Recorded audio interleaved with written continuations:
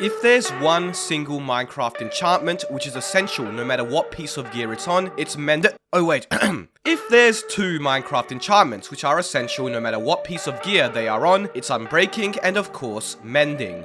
Unlike Unbreaking though, Mending is basically essential and its value is unmatched when compared to other enchantments, except for Feather Falling. Goddamn kinetic energy.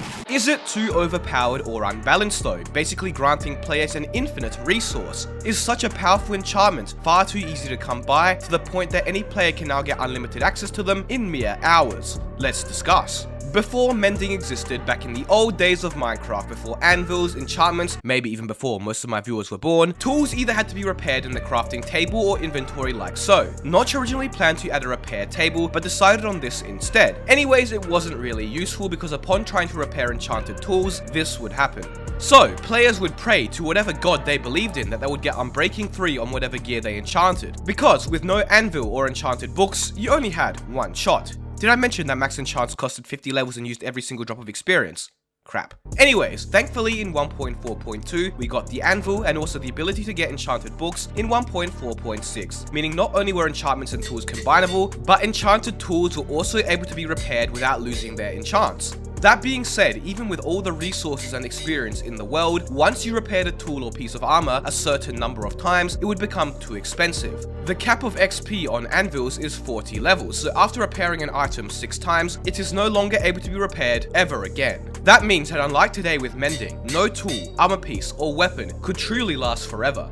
More importantly though, also unlike modern day Minecraft with Mending, each time you repaired an item, it would also cost you resources, specifically diamonds. And this is how it remained for quite a few years. Players understood that no tool lasted forever and that they needed to expend resources each time to fix them. This would all change in the infamous 1.9 released in 2015. Wait a second though, my subscriber durability is a bit damaged. It's meant to be 400,000, so why don't you help mend that by gently enchanting me with a press of the subscribe button? Damn, I'm really reaching here. Anyways, with the release of 1.9, we got two new treasure enchantments which couldn't be obtained from the enchantment table, only accessible by finding rare enchanted books in chest loot, through fishing, or by trading with a librarian villager. Besides Mending, we also got Frost Walker, an enchantment that basically nobody uses because it turns all the nice water features of your base into ice. These two treasure enchantments were not easy to obtain. Let's say you wanted to get Mending on all your armor, your elytra, and all your tools. That's at least 8 to 10 Mending books, right? Okay, you could raid a variety of structures in hopes that you'll find one.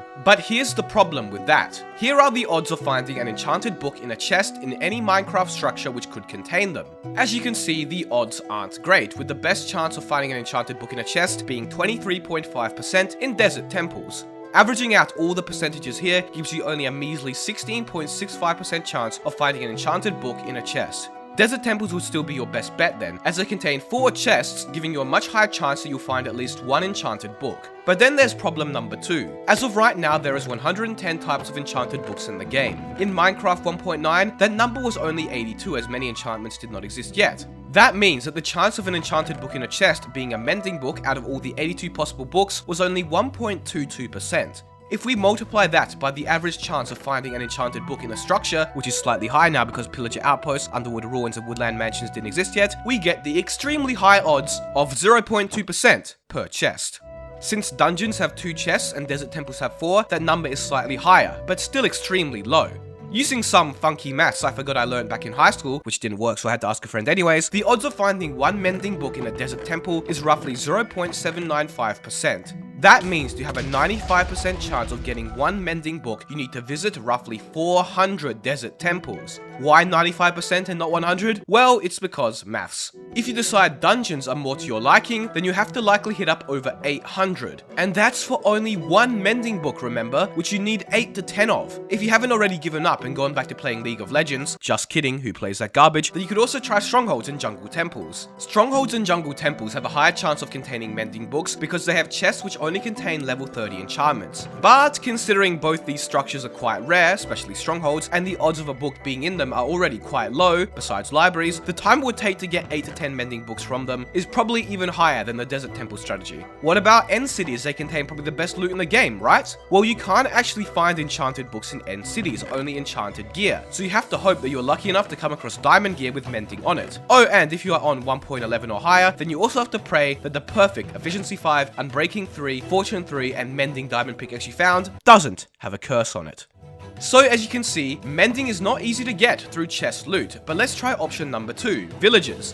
Back in versions 1.9 to 1.13, villagers would spawn with a preset job and therefore trades. That's right, you couldn't just change their employment status by destroying their workbench and setting a new one down. And villager trades were hard set once they spawned. There was no resetting trades over and over. There were 13 different types of villagers and only one could trade enchanted books, the librarian. The librarian would spawn with a random enchanted book trade, as well as potentially unlocking another 1 or 2 enchanted book trades if you traded with them a lot. But for the most part, the first enchanted book trade was what mattered. Once again, since there were 82 enchanted books in 1.9 and only a 1.22% chance of getting mending, you're likely going to have to go through a few dozen librarians to find one that trades mending. But guess what? Not all villagers you find and breed are going to be librarians. There's 6 other professions, including the completely useless nitwits as well. And therefore, getting mending from villagers takes a really long time. Back in 1.13, I had an SMP with friends, and we went months before one of my friends was out exploring 10,000 blocks away and happened to find a librarian that traded mending. This was so rare that we all immediately dropped what we were doing, painstakingly transported the villager to the nether, broke multiple bedrock utilizing glitches to access the nether roof, minecarted the villager up there, and boated him roughly 1,500 blocks so that we could teleport him back into the overworld at my base. I then sold access to that villager for 32 diamonds, just because I knew how desperate my other friends would be to get mending. And it would be many more months until by chance my friend finally bred a villager that traded mending.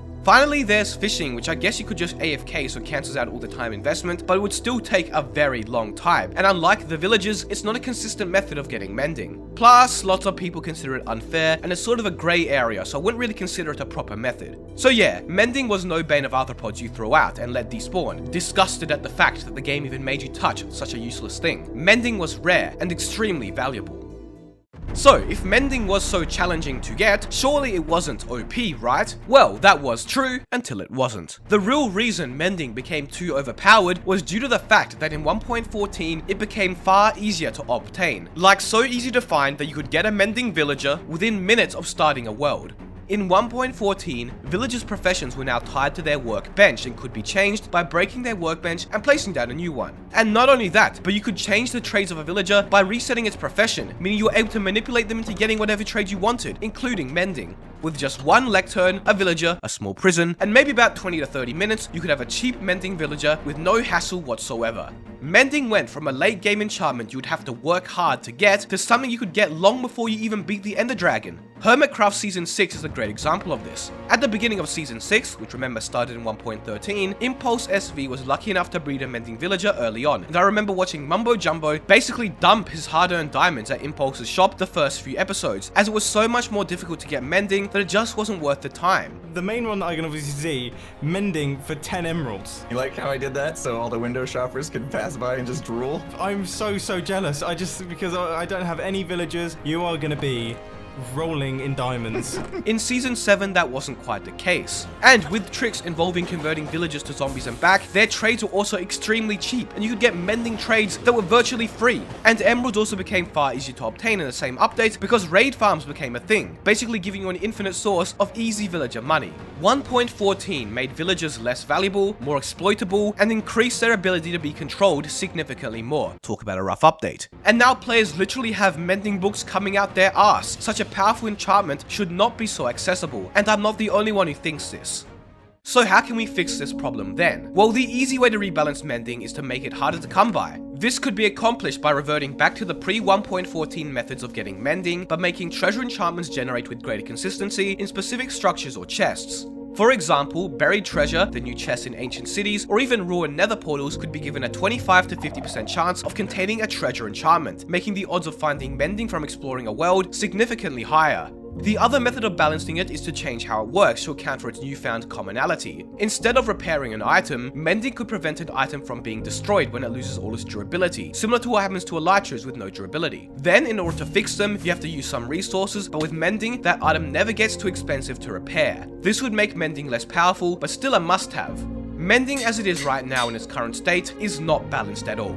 But it's not overpowered in its gear repairing abilities, but in its newfound commonality. Such a rare and powerful enchantment should not be so easy to obtain. What do you guys think though? Is mending too powerful? I'm running a poll on Twitter, so go respond to that. Make sure to subscribe and help me get to 400k. Thank you all so much for watching.